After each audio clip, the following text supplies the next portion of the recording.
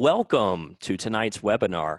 I'm Xander Holt, and I'm so proud to be sponsoring tonight's webinar with certified hypnotist Corey Zender. The name of the webinar is Post-Quarantine Hypnotic Influence and Charisma Secrets. And I first met Corey on the AfroD website. He had given a webinar on there where he was talking about some really powerful but simple techniques to access and influence the subconscious. So I got really interested in that and reached out to him, and we kind of built up a conversation there. And I really wanted him to do a webinar for us because when it comes to sex, it's primarily controlled by the subconscious.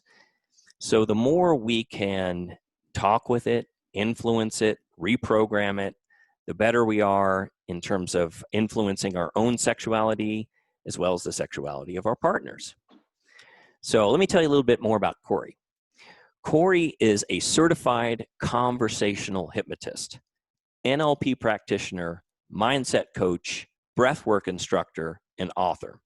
He specializes in getting people out of their heads and into the true power of their unconscious mind's potential. His background in hypnotherapy and NLP has unlocked within him some of the most powerful tools of persuasion and influence. And he is committed to sharing these skills with others to help them in their ability to connect with others, get what they want, and impact the world in a positive way. So please join me in welcoming Corey Zender. The crowd goes wild. Thank you. Thank you. No, seriously, thank you so much, Van, for having me on. You know, since we met, we've always had a really interesting dialogue. I'm very interested in a lot of the things you do, and we really struck a mutual interest in the unconscious mind, as you said before, and the sheer power of it, which, because, you know, how you described earlier, the sheer power it has not only over, well, I guess I'll just say it has the sheer power over everything in your life, because it's really the operating system that runs the programs on top, which are your conscious thoughts. And they create what I like to call your reality, which is your subjective experience of the world. And so I'm really thrilled to sort of take the next step here and talking about how we can use that raw power to not only influence ourselves, but to influence others so that we can build meaningful connections with them. And I couldn't think of a better time than as the quarantine is beginning to become lifted to have this conversation with you, because what I predict is people are going to be starting from scratch when it comes to their social skills. We have interacted with one another, but it's all been digital. It's all been different than the way we've traditionally conversed, interacted. And there's never been a better time. And I know you talk about this a lot, Van, for guys to work on themselves, to get the inner game of this down so that as soon as quarantine's lifted, you can be like a bat out of hell, running after what you want, making new friends, meeting women, connecting with people, leaving them better off than when they first met you. And that's really what this is all about. It's about connecting with people. You know, when I say influence, and I'm a salesperson by my profession as well, when I say influence, I don't mean getting them to do something that I want them to do that's not in their best interests. That's how a lot of this has been taught in the past. And while there's still some techniques and skills that I would be able to teach you where you'd be able to exercise some of that, it's kind of becoming outdated. What's reigning supreme these days is authenticity. And I predict that post-quarantine, there will not be a more attractive quality in anybody than authenticity, right? Yeah, that's a powerful insight. Yeah, so super thrilled to be able to cover this. I think a good place for us to start, Van, would be the art of human connection, right? And when I say human connection, I'm not only talking about us connecting with other people, I'm talking about us connecting with ourselves. We're in isolation right now. we do have interaction with ourself, self-talk, our inner voice, the way we look at ourselves in the mirror, the perception we have of ourselves. Mm-hmm. And it really is an art, because you can't just wing this stuff. There's specific outcomes that you want to get, ideally, so that you're not wasting your time doing this type of stuff. And there's ways to get there that are more efficient. But the ironic thing about the art of human connection is that the more you consciously try to do it, the worse you'll be at it. And the reason that is because this is an unconscious process. Okay? Just like how if you've been driving for a long time and you go on the highway and you zone out for a long time, who was driving the car? Your unconscious mind was. When you master something enough and you've done it enough times, enough repetitions, it becomes an unconscious process. And that is where true mastery is. And I know, Van, with a lot of the stuff you teach, when people reach that level of unconscious action, the problems tend to go away because they all exist in the conscious mind, right? Yeah. Yeah. You know, and when you said that too, it made me think that the conscious mind can actually get in the way. You know, it's like if you're used to that golf swing and all of a sudden you start thinking about it too much, you start messing it up. Yeah. That's exactly what I'm saying. It's the conscious mind is probably the biggest blockage from anyone trying to get good at anything that is better off done unconsciously, which, as far as I'm concerned, is almost anything. And when I say interacting with people unconsciously, I'm not saying you zone out like you're driving on the highway, you snap back into it and you part ways, the conversation's over. Or you just snap back into it and you're a lot closer to the person than you were before. What I'm talking about is being able to tune in to someone's frequency, to vibe with them so that they resonate with you. And that creates something called rapport, which is the most crucial thing that must happen in order for any ability of influence to be possible in a conversation with somebody. And the way that happens is very smooth and very effortless in a perfect scenario. When you first get started with this stuff, not so much, because you have to practice it consciously before you can actually start to exercise it unconsciously. One of the easiest ways for you to get in rapport with someone is to think of a time you were in rapport. Now, we've all been in rapport. The way I describe it, so the guys listening can really start to pinpoint when they felt that feeling before, is effortless, smooth, flowing connection and conversation. Deep, deep flowing and being tuned in with someone energetically. I think the first time I ever experienced rapport in my life was probably with my parents. I think that's the case for a lot of us. And I know some guys out there who may be, struggling with social skills, trying to get better at it. They may think they've never felt it, but I guarantee you, if I were to put them down into a trance and ask their unconscious mind to search for a time, maybe when they were younger, they would be able to find that moment, because we've all experienced it. And the simplest way is to bring that state to the present moment. And I'll talk a lot about presence because that is absolutely crucial when it comes to connecting with somebody. You have to be able to bring that physiological state. You can almost imagine a timeline. And there's something in NLP, neuro-linguistic programming, called timeline therapy, where you can actually go back in time to past traumatic events in a visualization exercise and change them, change the effect they have on your present moment so that you're not sabotaging yourself. In a similar fashion, you can imagine a time where you were in deep, flowing, effortless conversation with somebody where you didn't even have to try. You just felt connected. You resonated. Another example could be you're at summer camp as a kid, or maybe your first day of school, and you sit next to someone on the bus, someone you've never met before. And it's a little awkward at first. And then all of a sudden, you maybe see a pin on their backpack that they do karate. Oh my God, I do karate too. Where do you train? And just like that, rapport is established, and you're on this conversational journey that's as smooth as sliding down a water slide. And as you do that, words are coming organically. You're not thinking about what you're going to say next. You're in the present moment so much that you'll remember that experience for years to come.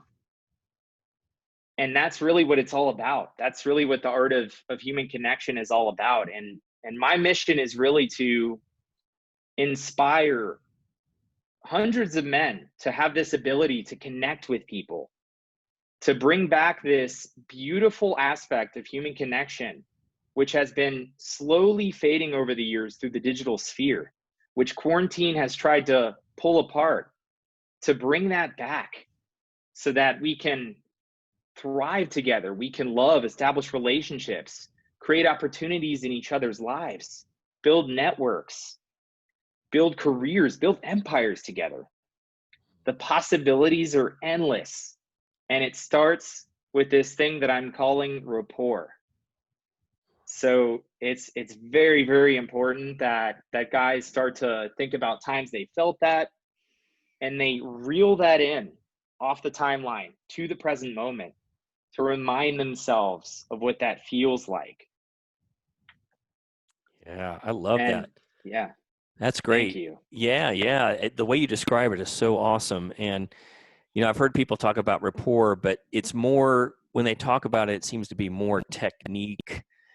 What can I say to, find this commonality, and more technique based. And what I'm hearing you say, it's more getting in touch with that natural feeling of rapport and just letting it flow naturally with the person. Exactly. The best way I can describe it, if you were to ask me what it feels like, is when I'm in rapport with someone, I'm thinking to myself sort of unconsciously, wow, this person really gets me. They're on my wavelength. And I love the saying wavelength, because it really is an energetic connection. It's more than just our physical bodies. We're feeling sensations in parts of our body. Maybe our heart begins to open up more as we connect with someone. And we're more comfortable sharing things that we may not have been sharing before. And this is something that's been studied, Van. I mean, this isn't something that is just strictly hearsay or esoteric. A number of studies have been done. One that I'll reference in just a moment. In 1998, there was a study published in the Journal of Nonverbal Behavior, and I'm reading it to get this right. Researchers were looking at video footage of people who had just met for the first time. And each participant was asked after their meeting how likely they would be to go on a date with the person they had been speaking to. And the researchers found that the best nonverbal predictor of rapport and mutual attraction wasn't actually whether people used the same gestures as each other or adopted the same postures. What about that stuff called matching and mirroring? Right. It's a connection, right? And so the thing they found that the participants described when they wanted to go on another date with the person was the word they felt in sync with each other, connected in a way that's hard to describe. You just have to feel it. And so when they felt in sync, what they saw in the video, Van, was naturally their bodies started to match and mirror. It wasn't a forced process. And I love that, because I remember when I first started to learn this stuff, I was out there trying to match and mirror people. And what happens when you're doing that consciously? You're in your head. If I'm talking to you right now, Van, and I'm trying to match and mirror you, am I really present? Am I really listening to the conversation? No. Exactly.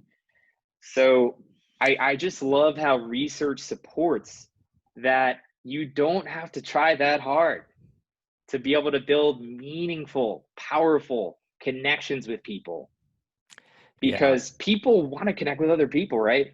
they do. I love that too, where it's a feeling, Mm-hmm. it kind of Mm-hmm. reminds me of pickup, where it's almost Mm-hmm. reversed engineered. They look at guys that are good with girls, and they look at these different traits, and they try to reverse engineer and do that. But what's coming out of that guy is authentic, and what's attracting these people to each other is this authentic feeling. Mm-hmm. Yeah. Exactly. Exactly. Authenticity reigns supreme. The so-called alpha male that a lot of, communities define, to me, is the fearlessly authentic person. And what I I mean love by that. that, in order to describe that, let me tell you a story, Van. I when I had an experience with the pickup community myself. I was really trying to master the ability to connect with women, to get more dates, to be able to have more relationships. And I was coming from a place that I'm sure a lot of guys can relate to, paralyzed in fear, absolutely terrified to talk with girls, or even sometimes guys for that matter, because I had no effing clue what to start, what to say, where to start. I was Mhm. looking at it from the completely wrong angle. I studied the material, didn't quite do it for me. I needed the hands-on approach. I needed someone to go out there and force me to approach. Because intellectually, if you were to ask me, I knew all the material. I knew all the stuff to do. I knew how to connect with women, to build attraction within them, to exude confidence. I knew the inner game, but I wasn't doing it, Van. I was frozen. I was stuck. And knowing that, I signed up for a pickup artist boot camp Mm. with the company called Love Systems, which was formerly the Mystery Method. Uh-huh. And I got to tell you, I was terrified going into that experience, absolutely terrified, because I knew I had skin in the game. I knew I paid the money. I knew he was going to tell me to do things that made me feel uncomfortable. And my Mhm. God, did he. And I I jumped right in, man. I mean, I just straight up showed up the first day. The way it worked was, it was a 3-day boot camp. During the day, we would have lecture. He would go over the material, how to be, really stuff that I already knew, to be honest, because I was an armchair pickup artist. And in the evenings, we would go out, we would approach, and he would literally be whispering in my ear, go approach her, go approach her, go approach her and say this. Sometimes he would give me an opener, which helped. And the opener that he gave me, and I will say I'm not the biggest fan of openers, because it's not necessarily, some guys won't be congruent with them. But for some reason, I tried this opener on and it really fit me well, which was, hi, I'm Corey. I'm shy and I never talk to girls. How are you? With a smile like that. And so when I said that, the reactions I got blew my mind. I Ah. when he told me it as I was walking over to the girls, I was like, oh my God, this shit's never gonna work. Is he crazy? And lo and behold, it was the way I delivered it.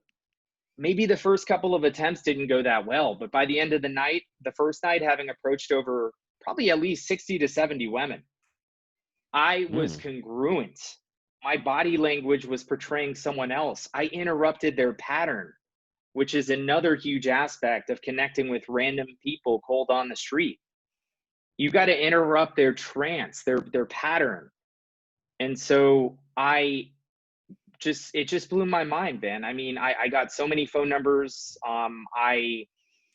The biggest change was really just my belief in myself, because there's no more powerful way to believe that you're capable of doing something than to proving your mind the fuck wrong. Like, just completely different. It was like my previous reality had been shattered in this new reality, which was, I can connect with people.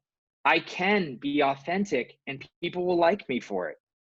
And that was the most positive turning point in my career with learning this stuff, because I learned that authenticity is king, and being yourself is the easiest thing ever when you're confident and you believe in yourself.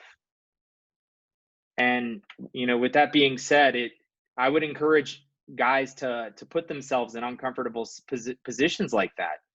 And another sort of secret that I'd like to share along those lines Mm-hmm. is, don't call it approaching girls. Call it a lighthearted social experiment. Mm. That's something I got from an author named Antalion Jones. That's his pen name. Very interesting author. He studies mind control, hypnosis, all kinds of stuff that I'm sure you guys would find very interesting. So if that interests you, try it on. See how it fits you. Call it a lighthearted social experiment. You're approaching them to see what happens. What does that do to the pressure? What does that do to the pressure when you call it an experiment? It's Yeah. gone. Yeah. You're just curious and you want to find out Mm-hmm. versus some hurdle that you're trying to get over. I've got to approach, Yes, it really does take this exactly. weight on your head that's totally unnecessary and actually triggers you to be more inauthentic because you're feeling so uncomfortable with the whole thing. Mm-hmm. That's a great story. And that opener, I think that opener fit you so well because it was true. You were being authentic with Mm-hmm. your opener, which is great. I was. Yeah. I love that. I love that. It's that simple. And yet, when we think with our conscious minds, everything becomes hard. And so Mm-hmm. that's why practicing presence is incredibly important.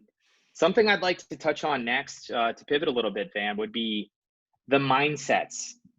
Okay, Mm-hmm. if I were to give 3 things that people could install in their neurology, and that could be through affirmations, hypnosis being one of the easier ways because all you have to do is just allow the process to happen. The 3 things that are going to get people the farthest when it comes to influence, persuasion, charisma, and connecting with people are confident, curious, and playful. Mm, If I you love it. embody those 3 things, if you allow them to become who you are at your core, in your unconscious mind, and just organically embody them in your life, allow the expressions of those 3 things to flow in your life in the most natural way possible for you, because you Mm-hmm. can do that. Yeah, And so, yeah. if you don't Mm-hmm. mind, real quick, because when you say this, it makes me think actually of young children because they do this Mm-hmm. naturally, all 3 of these things. They're not questioning themselves, they're confident, they're naturally curious, and they're certainly playful, right? And they're not worried about getting embarrassed or anything like that. That's what it reminds me of. It's like being a kid, kind of, in a way. Mm-hmm. Mm-hmm. Absolutely. And a lot of people have theories. I'm one of those people, by the way, that we are born perfect. Mm, And it's the programming of society, the programming of school, of our peers. Let's say you're bullied. I know I was when I was a kid. mm-hmm. That's one of the most crucial phases of when we define our identities when you're a kid. And when you have someone, you put all this stock, which I did as a kid a lot. I mean, who doesn't? Into what people thought of me, what my peers thought of me. My parents told me I was great and I could tackle anything. But when you reach a certain age, you begin to really question that. You're like, I mean, my peers are responding me to this way. They're telling me this. It was sort of incongruent.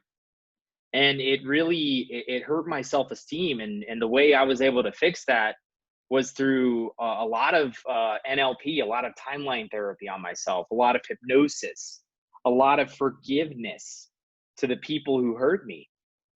And the Mm, forgiveness was probably the most powerful thing because I was able to release that weight that was on my chest from these past experiences that was holding me back from the authentic, raw, powerful expression of myself when I was interacting with people, when I was in any situation involving others. It was being inhibited by that. And so when guys begin to do some of this deep work and they remove all the clutter out of the way, the real them prior to this programming comes out, the fearless kid who will ask for anything and not give a fuck how they sound about it. Just, hey, can I have this? Can I have this? Can I have this? Mm-hmm. And they'll, go up to the little girl that's their age. Let's say they're 5 years old. It's really cute. They don't know what they're doing, but they'll ask her out. I Yes. remember when I was about maybe around that age of 5 to 8 to 10 years old, I was fearless, and I actually remember it. I remember I used to think I had a girlfriend. I mean, I was such a little kid. Obviously, it wasn't real, but I had this fearless expression that I'm beginning to become back to now that I've done this work on myself. And then I had that period of, low self-esteem when I got bullied. And luckily I was able to emerge from the other side more powerful than ever before. And I actually view it as a gift now Mm. because I can relate to more people who have this struggle. And it is my absolute mission in this life to inspire people to be able to shed the things that are holding them back from the fearless expression of who they truly are, so that they can return, as you said, which I love you brought that up, to the confident, curious, and playful person that they really are Mm-hmm. on the inside. That's right. You Right? start that way. So that's the authentic part. The feeling self-conscious and not doing what you really want to be doing and that type of stuff. That's the filtering. That's what goes on top, the crap on top. But the real stuff Mm-hmm. you can see in the kids. That's really kind of who you are at the base of the whole thing. Absolutely, absolutely. One thing I'd like to walk through, Van, so the guys can see how easy this is to Mm-hmm. control their state. And really quickly, in a moment, I'll get into why state control is so important when it comes to influencing others and how hypnosis ties in with that.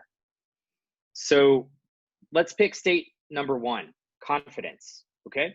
Mm-hmm. There's a couple ways you can do this. You can think of a time where you were confident. If you're having a hard time thinking of a time when you were confident, think of a time where you were interacting with a confident person.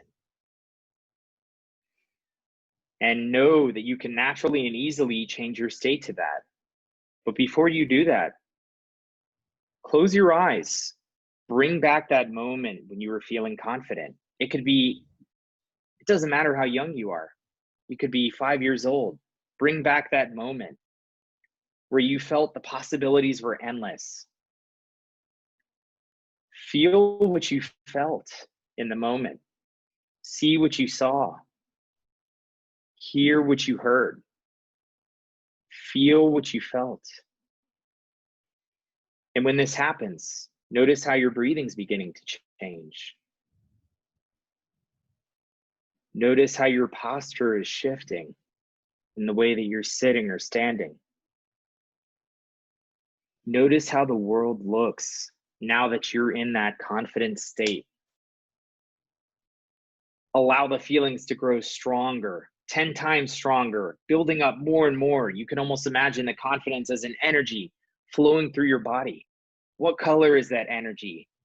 Allow it to flow through every single limb of your body, saturating into every cell, immersing 100% fully and completely into who you are at your very core. Now, at the peak of that state, press your thumb and your index finger together. Feel the feelings more powerful than ever before. Allow them to be programmed with the pressing of your thumb and your index finger. When you do this, you will feel confident. Now, to break state, think about what you had for breakfast this morning. Now open your eyes and relax. How do you feel? I feel great. That was awesome. It's funny because I was noticing right away my breathing was changing, and all of a sudden you said, "Notice your breathing changing." It's like, well, it really did. Yeah. Exactly. And Van, I think that's all the breath work you've been doing recently. You're so Yeah. present already. This stuff's coming naturally, Yeah. which I Yeah. love. And so what I would instruct guys to do, remember, confident, curious, and playful. Do that exercise for all three states, time after time after time after time. You can even use the same anchor. This is called an anchor in neurolinguistic programming, which is really a trigger that sets off a physiological state in your mind. it doesn't matter because you're going to want to embody those three things anyways, aren't you? Definitely. So, Yeah, so, feels good, feels natural, feels fun. right. Because it is. And so, I just wanted to touch upon the curious and playful real quick. I'm not going to take people through the state control exercise because now they know how to do it. But when I say curious, it's really simple, guys. It's you are legitimately interested in who they are as a person, what they do with their life, where their life's going, how they see themselves. You're almost like a detective. You're just so curious to get to know them, and it's legitimate. It's not fake. One thing that's really important is if you fake this stuff, you're going to get noticed. They're going to notice it, and it's not going to work. And that's no fun. I mean, the way I see it, you don't want to connect with just anybody, man. I know a lot of pickup artists would say, approach anyone. What's more important, I think, for this is you need to become very mindful. And in neurolinguistic programming, this is called sensory acuity, which is, do you hear the things that are going on around you? Do you feel the sensations on your body? As you sit here and listen, what do your feet feel like on the ground? What does your butt feel like on the chair? What was that shift that just happened? Being able to notice the changes first in yourself and then to other people. Now, there was a hypnotist, a physician actually, named Milton Erickson, who you may or may not have heard of. Arguably one of the most influential, persuasive hypnotherapists on the planet, not only to his clients, but to the discipline himself. To the point where there's an entire discipline within hypnotherapy called Ericksonian hypnotherapy. It's literally named after him. He was a master of sensory acuity and self-hypnosis. In fact, he was born with polio, he contracted it at a very young age. And he was able to tap into the power of his unconscious mind so much, he was able to do self-hypnosis to get himself to be able to walk again with the help of a cane. And he brought this acuity and this awareness in conversations with people, fully present, not thinking about what he's going to say next, looking at them, fully present, noticing the shifts of their nose, noticing the shifts of their eyes, so that he could tell that they were indeed in a trance. And really what trance is rapport with the unconscious mind. That could be your unconscious mind or someone else's. You see how the hypnosis is starting to tie in? Definitely. Furthermore, yep. So furthermore, it's just such a natural state, hypnosis. And there's a saying in hypnosis, Van, and this is why state control is so important, that to put someone into a trance, go first. What do they mean by that?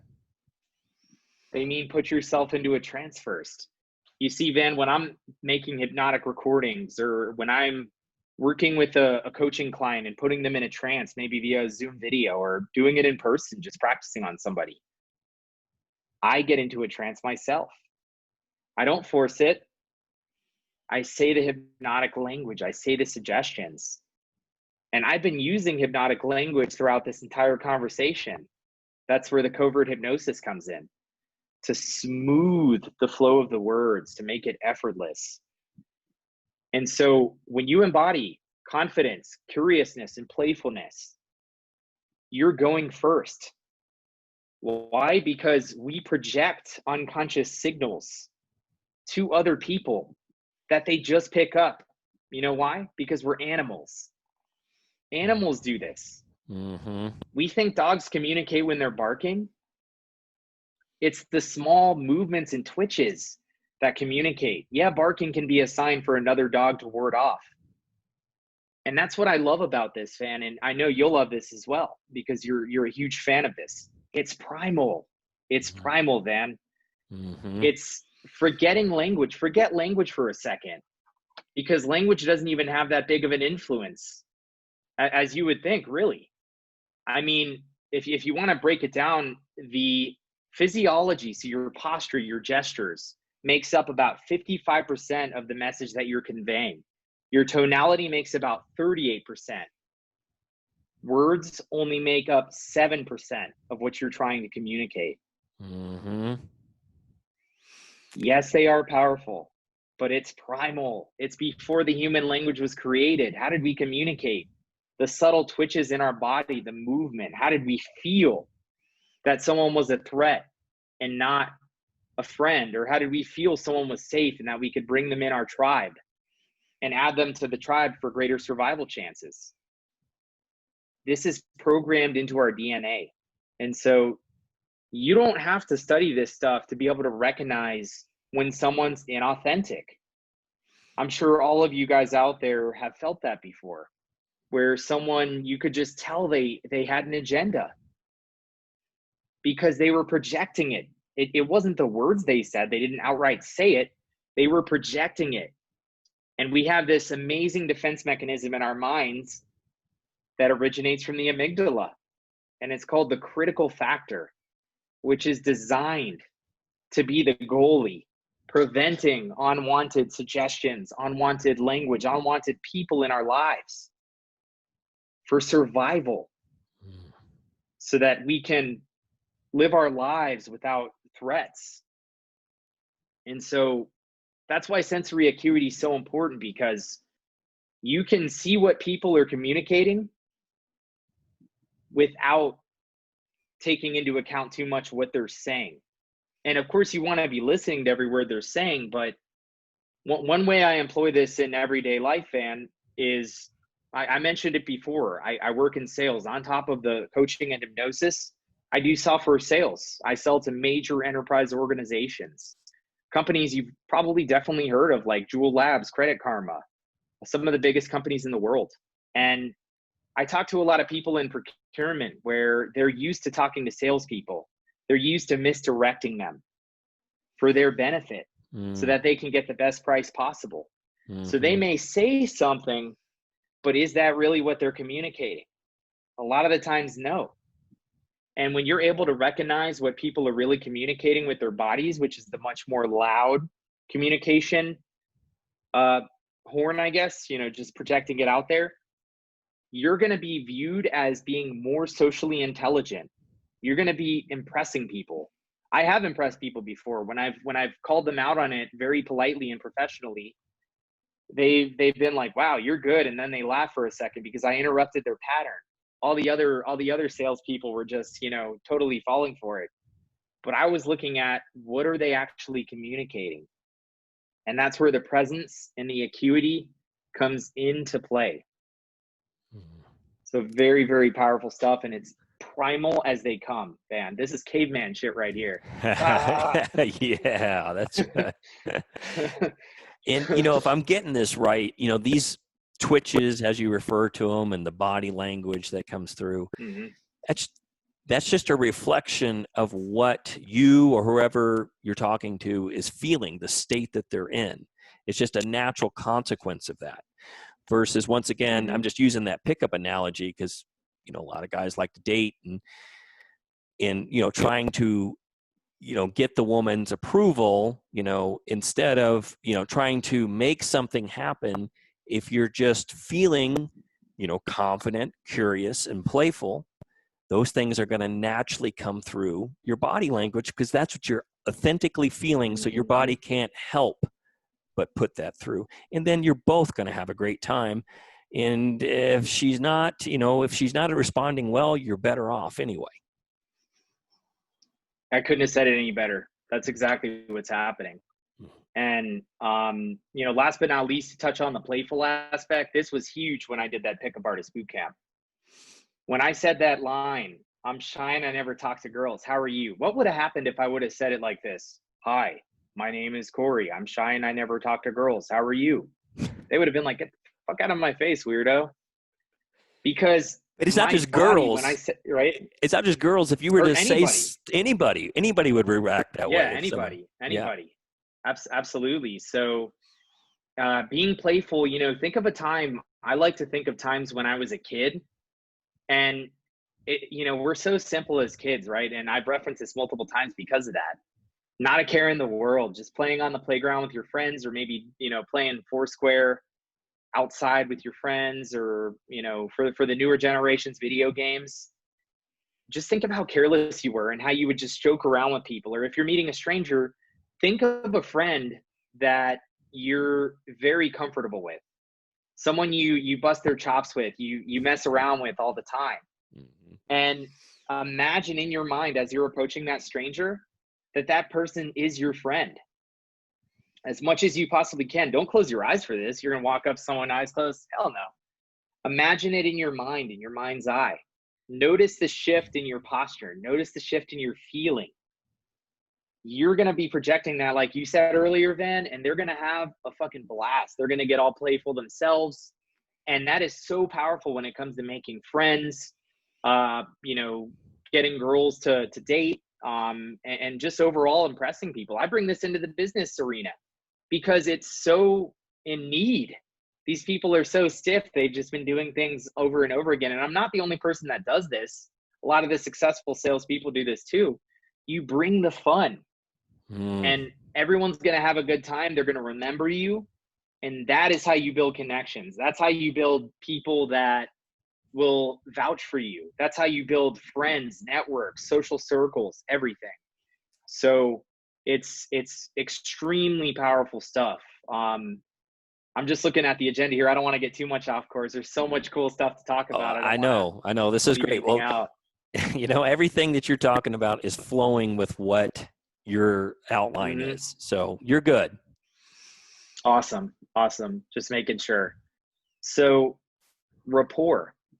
What are some energetic things we can do for this? Yeah. Say what? Energetic things? I love it.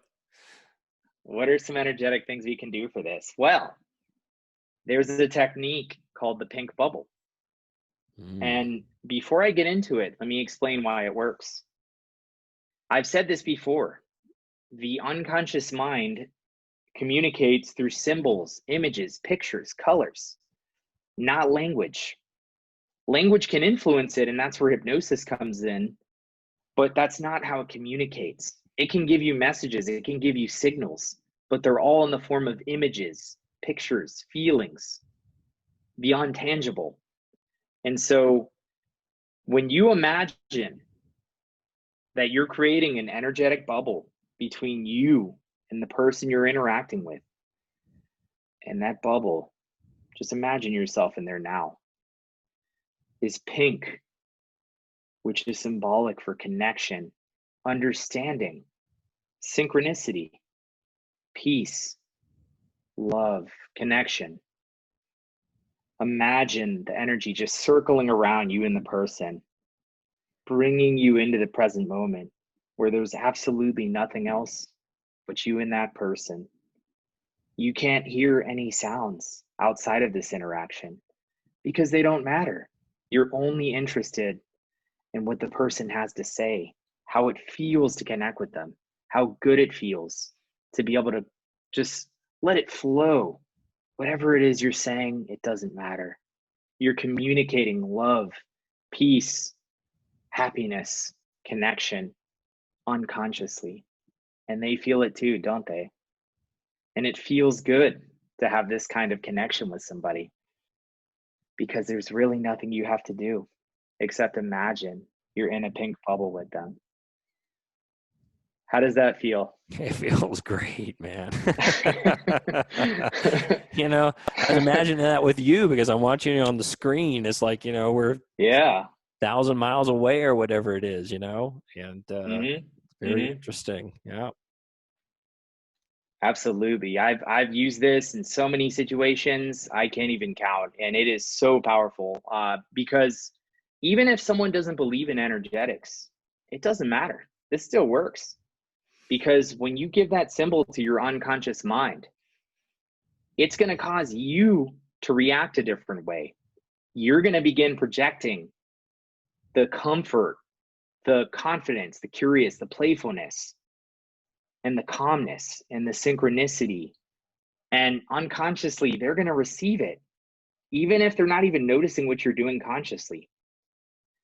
And they're just going to think to themselves, man, this person makes me feel good. I haven't had a connection with someone like this in so long. This is how you make yourself one of the most interesting person people have ever met, is by creating this reality of you being in this bubble with somebody. And within that bubble, nothing exists because you're creating a reality. This is what I mean by when I say we're creators. You're creating this private reality and you're sucking them into it, whether they know it or not. Because in this reality, nothing exists outside of what they're saying, what you're saying, how naturally it feels, how smooth it flows. And it just feels so good for everyone involved that they want to join that reality. And what happens when they join your reality? Compliance. They like you. They don't know why. They want more of you. They want to see you again. They want to hang out with you. This is hacking meeting people. This really is. Not a lot of people are aware of this type of stuff. So it's so powerful. Give it a try, guys, for sure.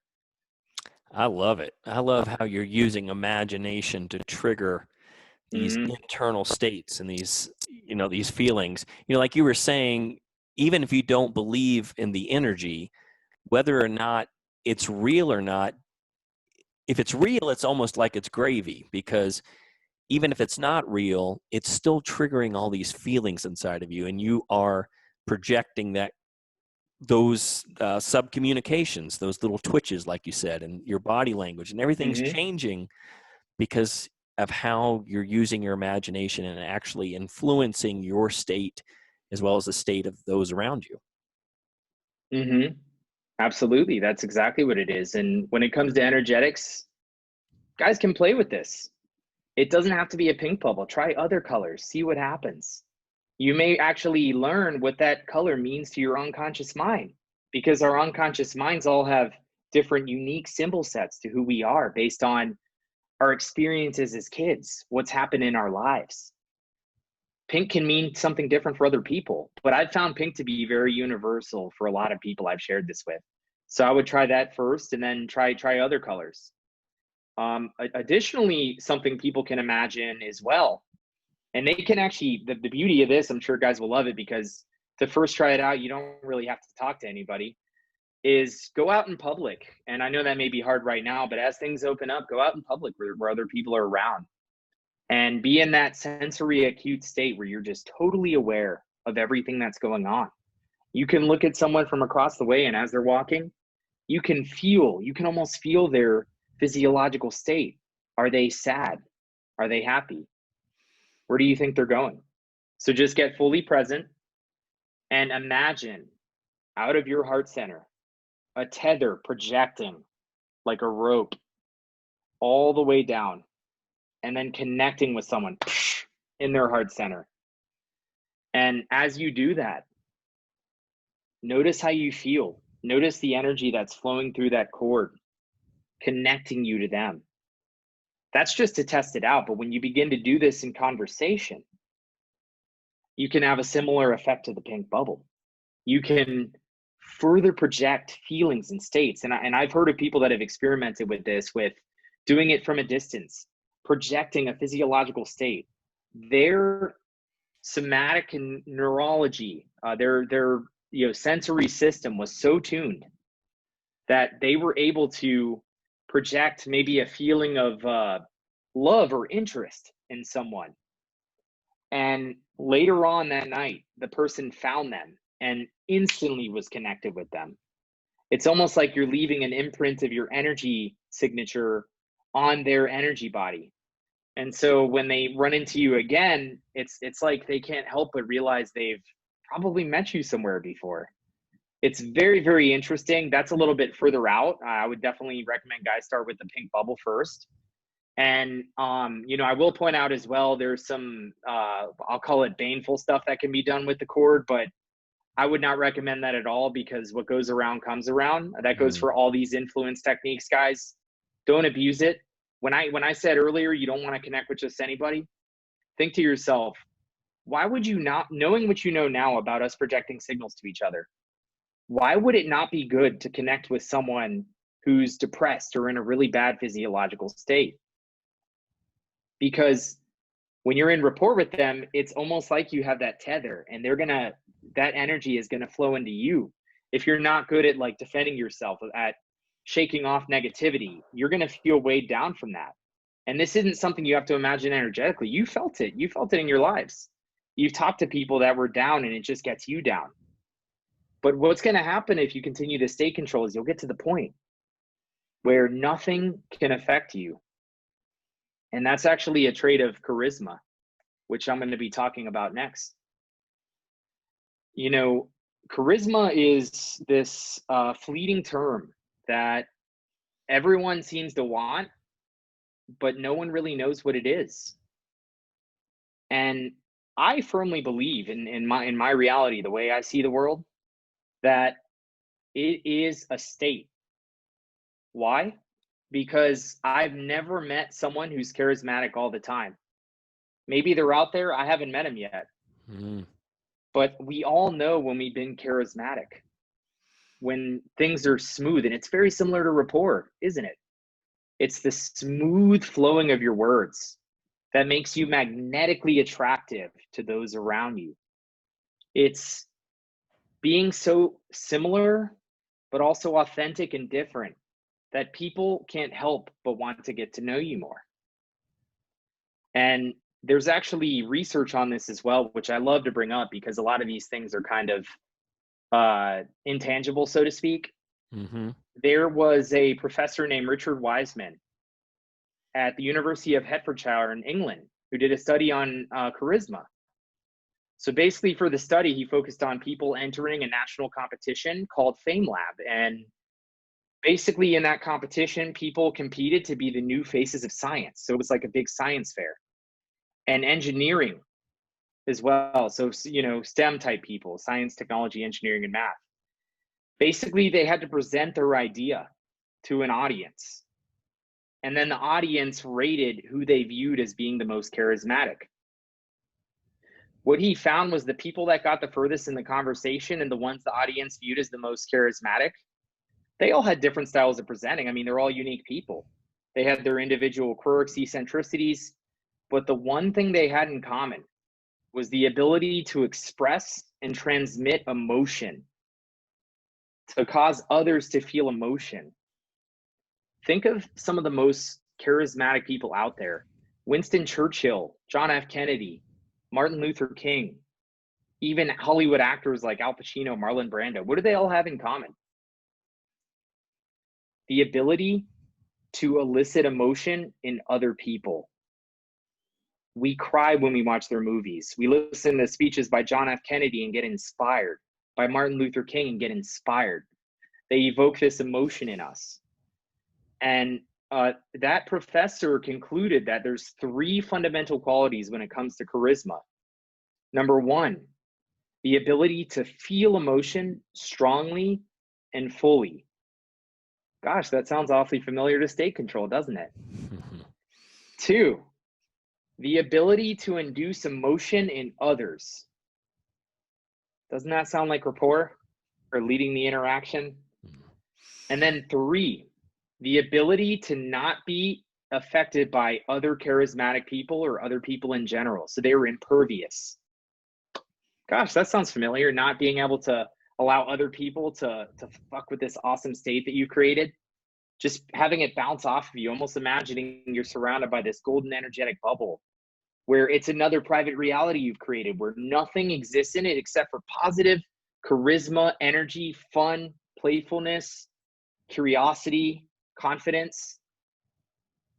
And that's charisma to me, Ben. And you know, I hope guys can really understand what that can mean for them and how they can start to learn how they can express it themselves, because it's going to be different for every person, isn't it? Yeah, just like in that study, right? So they all had different styles, but they all had charisma. I think that's beautiful because, once again, it kind of shows that you can't really reverse engineer the techniques. It's not some technique they're doing. it's a Hmm. state that they're in. It's an authentic state that they're in that's causing other people to feel similar ways. You know, they're feeling that way and they're Hmm. influencing other people around them, and it draws people in. Exactly. And all this is, Van, is really creating a private reality and sucking people into it. A reality so interesting, so compelling, so different than the mundane, their day-to-day life.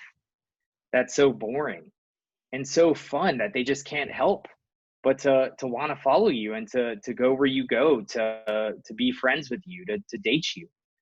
That's what this stuff is all about. And you know, I'd also like to bring up ethics with this, because this is very powerful stuff. I mean, as I've said before,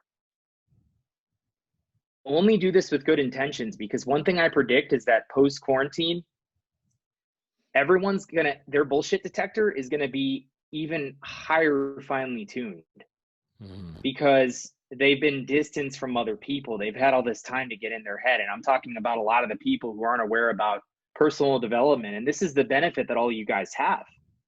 When you begin to work on yourself now and install these qualities, the confidence, the curiosity, the playfulness, you're going to have influence over these people. You're going to have the ability to, if you're a salesperson, sell products more. You're going to have the ability to develop a following if you want to be an influencer. If you speak and you are able to project emotion, feel emotion, inspire people, just like the greats that I mentioned before, what do you think is going to happen? They're going to want more of it. So this is a skill that should only be used for positivity. I think it's actually going to be impossible to be used in negative ways in the future, because people are just getting too wise. I mean, a lot of people already have these guards up from people trying to take advantage of them, because they view a lot of negativity. What comes into their unconscious mind is, oh, the world is a bad, scary place. We don't subscribe to those beliefs. Realization I had the other day, and it's so relevant right now more than ever, Van, is the the truth that we don't have to subscribe to any reality out there that is not in line with the life that we want to live. That's the ultimate freedom, to live in this way where all that matters is the present moment and the way we're connecting with people, and the ability we have to inspire them, to excite them, to build connections with them. And what happens when you put good out? It comes back to you, I think, sevenfold. That's why a lot of these rich people donate to charities, because they understand what I believe is a fundamental law in the universe. If you put enough good out there, it's going to come back to you in a different way. You could donate millions of dollars to charity if you're a billionaire. Mm-hmm. I think they do that, one, for the way it makes them appear to the public, but more importantly, they understand the fundamental law of the universe, which is the more good you put out there, the more it's going to come back to you. And so what I want guys to create is this unstoppable feedback loop where they're putting so much good out there, so much positivity, connection, love, happiness, that they're going to be change agents on this planet in the future. And they're going to be able to inspire people to stop subscribing to those negative belief systems, to the realities of doom and gloom, of COVID-19, because that is a reality. It may be a pandemic, but it's also a reality that's being projected through the media into all of our unconscious minds. And when more people learn this and they interact with other people, it's going to be contagious. And other people are going to feel the positivity, love, and we're going to come back to who we truly are, which is at our core, I believe, is love. We're just these spiritual beings having this human experience through a avatar that we have a name. So it's really, really crazy stuff, but that's really the vision I see with this stuff. And that's why it's so important to use this for good, because it's a tool that you can use to literally change the world, as people like Winston Churchill did, as he changed the reality of England when they were being battered to hell by the Germans bombing them. His inspirational speeches were the reason the Germans did not take over England, because he gave them hope. And that is the gift that I'm bestowing to anyone who listens to this stuff and puts it to good use, is a tool to change the world by first changing yourself. I love it, So, man. Yeah, that's really yeah. powerful stuff. And also attracting the right people to you. Yes. Yes. Mm-hmm. That is so true. That's so Awesome. true. You Love got to it. project be the type of person you want to attract, Ah, right? yes. Mm-hmm. Because who we are on the insides is what we're projecting on the outside. What we project on the outside is a magnet for people who we may not understand why they keep coming in our lives, but for some reason they just keep doing it. Look inside. That's where the answer to that is. Yeah. So yeah, I love this shit, man. You could probably tell by how excited I get with this, but it's, and this is something else I would encourage people to do is just find, if you want to communicate more excitingly and powerfully and be able to create these private realities that you suck people into in a positive way, find a way to attach inspiring people to your purpose. And if you may say you don't know what your life's purpose is, what feels right to you? If you did know your purpose, how would that feel? And just kind of reverse engineer it. I mean, yours is obviously to help thousands of men around the world, probably even more, right, Ben? I mean, Yeah. I want it's to get 1,000,000. It's my goal. million. I Yeah. love it. I love it. And Yeah. you have that ability, man. You're creating a amazing thing here and employing some of these things I've taught today, and as well as the guys in your community are going to begin to see ripples of change happen all around them effortlessly. Again, this is all effortless, smooth, and you don't have to try too hard, because if you try, you're going to fail. That's the biggest like confusing aspect of this. Just let it happen naturally. Take the pressure off yourself and have fun with it, because Yeah. that's how you're going to project that playful attitude. Now, just to clarify that, so not trying, letting it happen, but you still have that intention. Mm. You're still clear on where you want to go. It's just that I don't want to put words in your mouth, but it's when you say that you're not trying, you're still putting forth effort to going, Mm. for what you want. I'm assuming. I mean, can you clarify that for me? Yeah, no, thank you for bringing that up, because when you said it, I just realized how that could be misconstrued. What I really meant to say, and what you were kind of alluding to, was intention. Set that intention and take action. One thing I've learned recently about influence, persuasion, charisma is something in neuroscience called the excitatory bias and the hunter's gift. And this comes from a neuroscientist named Joseph Riggio, who any of you can look up. He's quite frankly a genius. The excitatory bias is when you're open to infinite possibilities. And the opposite of that is the inhibitory bias. It's very binary. It's you're either open or you're closed. You always want to project that openness. And then the second part of that is the hunter's gift, which is similar to predators in the wild, not in a violent way, but in the sense that when a predator, let's say a lion or a leopard, sees an opportunity, do they wait around and think about it? Fuck no, they pounce, they act upon it. They Mm. go after what they want, not violently, but with intent, with conviction. And that's how you need to move throughout the world. Because if you don't do anything, nothing will happen. So thank you for bringing that up, because I don't want, the whole message to be lost in the sense like guys are like, oh, wow, great, I don't have to try. And then nothing happens. Yeah.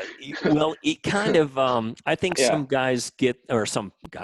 people get Mm-hmm. the mistaken um, idea, because I've seen this like with the law of attraction, is that, Mm-hmm. they think that just wanting the thing and not taking any sort of action toward it, putting any of your own energy into it, and it's just going to automatically happen. Mm-hmm. Where it's almost like when you have that clear, and at least the way I kind of see it is when you have that clear intention and you're really going for it, it's like the universe meets you. It's like, Mm-hmm. but if you don't take that action, it's almost like it meets you as you're taking that action. You know what I mean? It brings you close. That action brings it closer to you, and then it meets you. I think it meets you even more than halfway if you're really clear on your intention and you're really taking action and going for it and passionate about it. That is so true, man. I'm just processing all that right now. That is just so true. I mean, the universe isn't going to do shit for you, guys. It's not going to do shit for you. And you touched upon it so well. What it will do is meet you in the middle when you're taking action, because you're going to begin to project the energetic signature of what your will or your intent is. Only when you start to move towards that, intention and action is the key to making it work for you. Otherwise, it's just hearsay bullshit. And I don't blame some people for not resonating with it, because they're missing the point. And I love how you, even the body language, like how you did that really clicked for me. You projected a very powerful teaching message right there, man. So you're already putting some of this stuff to use. I love it. That's right. And I kind of see it as not just a demonstration, but it really is almost like two arms of the same body, because you are the universe. You're not separate from it. So the universe cannot, when you're taking action, it's like you're bringing you to you in a way, the deeper part of who you are. I mean, that may be a little bit too metaphysical, but you know what I mean? You can't make it happen. You can't, in other words, by you taking action, you're causing the universe to take action with you. Kind of. I don't know if I'm explaining that well, but you're an integral part of the universe. And what you do when you take action, you make a dent in the universe. It responds to what your intention and your will and your desire. It responds to that. Like a stone or a leaf hitting a lake and causing a ripple. If that lake is the universe, the action that you took is what caused that leaf to fall and cause that potential energy to spread out and cause the ripples that allow what you want to manifest to happen. It really is such a deep integral process that when you begin to dive into this, you could just feel how true it reigns to you. Whether you believe in this stuff or not, try it. What do you got to lose? Yeah, right. That's what I would say to any guy that is a little skeptical about it. Let it prove to you that it's real. That's fair enough, right? It's more than fair. So, yeah, definitely.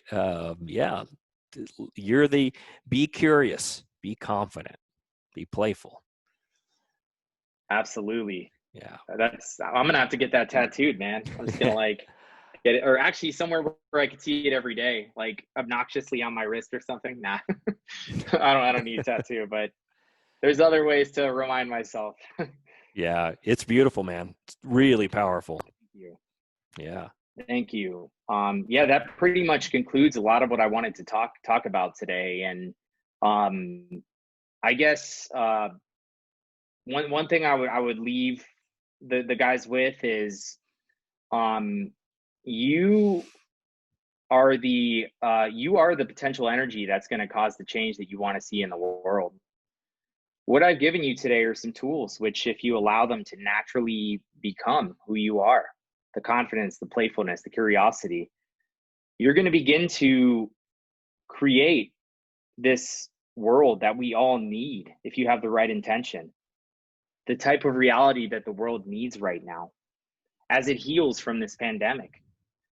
So I really hope that a lot of guys understand the gravity of this and they really apply it, because they can reach the ultimate fulfillment from helping their brothers and sisters out there by connecting with them. There's people out there dying to be connected with.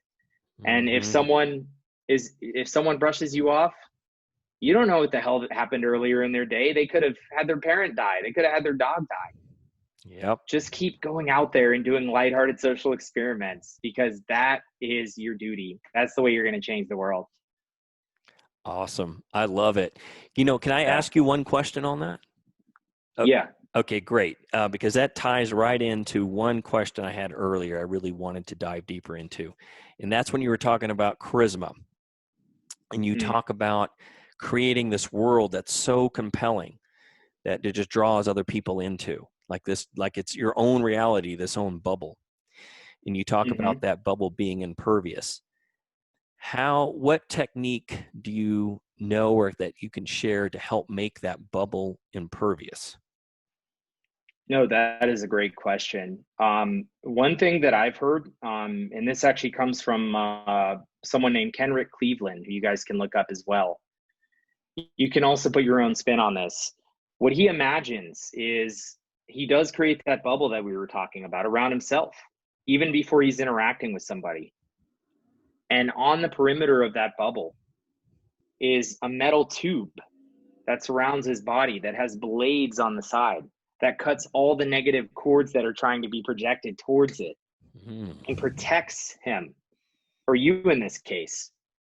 Any kind of visualization of cord cutting, or it could even be sealing off the bubble in your mind, will work at making you more impervious to other people's energies that aren't in line with the reality that you're projecting. And it's almost like I don't know too much about astronomy, so I hope this metaphor works, but it's almost like when a star is born, um, the the potential energy um, gets stronger over time. I mean, just for the sake of this, let's imagine it does.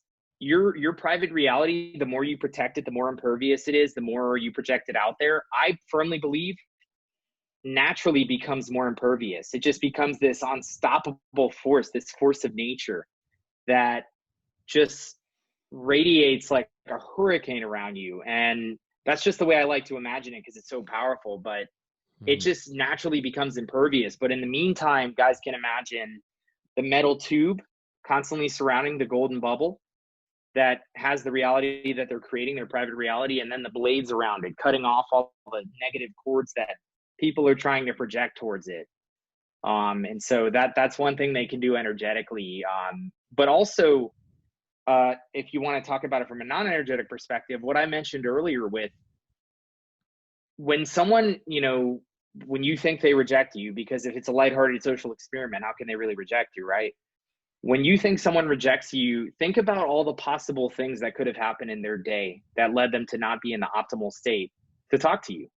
And then be grateful that they didn't, because if you got rapport with them, that would have like tried to, influence your energy field and your sphere of influence.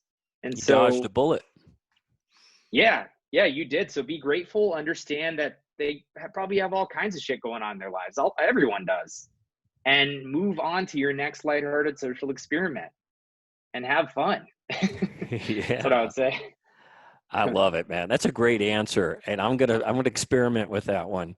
Because I was kind of picturing, because I've gone Yeah. into situations like that with the feeling great, with the best of intentions, and then someone does something that just really pisses me off, or it triggers me in some way, and there goes that bubble, just popped right there. Yeah, I know. But it's gonna be hard to pop a steel tube with blades on it, so I'm gonna give that a shot. Absolutely. Yeah. Absolutely, for sure. Yeah, so I hope that answers your question. It does. And man, there is so much gold in here. I'm going to get this thing transcribed because there's so much I learned from here that I just want to go over again. I'm going to listen Mhm. to this thing several times. I'm going to keep plugging it to the guys to listen to it because you got so much gold in here. I really appreciate you sharing all this knowledge. Oh, it's my pleasure. Thank you for the opportunity to, the platform to share this with your audience. It really is a blessing, and I'm truly grateful for it, man. So I really hope this impacts everyone in a positive way, and I'm really glad to hear you're already taking some of it to heart. So the pleasure is all mine, man. You know, thank you again for the opportunity.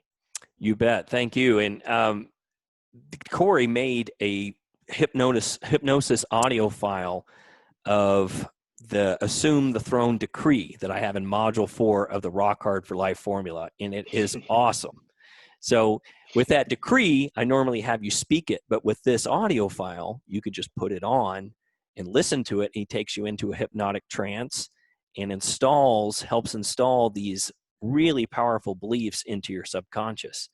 So if you didn't receive that audio file, just email to info@rockhard.com, rockhardforlife.com, sorry, info@rockhardforlife.com, and we'll make sure you get it. And I'll make another announcement because I was a little confused on how to technically deliver it, but you want this audio file. It's really cool. And thank you so much for creating it, Corey. It's awesome. Yeah, I had to, man. Peter Maskey showed me the decree, and he was like, "What do you think?" Because I had created a few YouTube videos on affirmations, and I loved the suggestions so much that I was like, I have to create a hypnosis for this to download these traits into people. And I tested it out on myself, and I was already starting to feel more powerful, more empowered. So thank you for creating the reality of the King's Decree, because I'm all for that. And I think it's really, really good shit for sure. Well, thank you so much, man. Thank you. I appreciate that. Yeah. All right. Thanks so much for joining us, guys. And if you have any questions on this, I'm going to make a post. So you just put your questions under there, and I'll make sure Corey gets them. And we'll have Corey on again sometime. I really love this. This was awesome. And thanks again, Corey. Yeah. I really appreciate it. Yeah, thank you. Love to talk to you again, and have a good night. You too. You too. Have a good one. Take care. All right. Good night, Talk guys. soon. Take care. Bye-bye. Bye.